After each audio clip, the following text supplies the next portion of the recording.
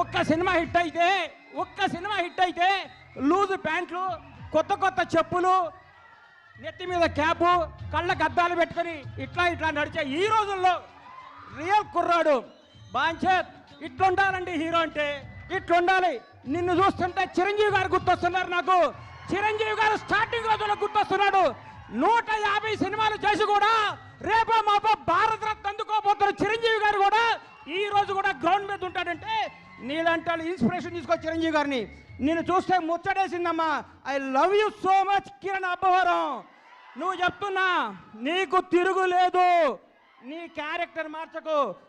నీ సినిమా, నీ యాక్టింగ్, నీ స్టైల్ అంతా స్క్రీన్ మీద, ఆన్ స్క్రీన్ ఇట్లాగే ఉండాలమ్మా. చిరిగిన ప్యాంట్ వేసుకోను, లాగేసుకోను, నీకు వాట్సాప్ కుదరదు. వాస్తవాన్ని దగ్గర ఉండాలి. హిట్ మీద హిట్ కొట్టుకుంటూ ఈ అబ్బాయి ఇంకో గ్రేట్నెస్. ఇప్పటి వరకు చేసిన ప్రతి సినిమా కొత్త డైరెక్టర్ అండి. ఇంతకంటే ఏం కావాలి సార్?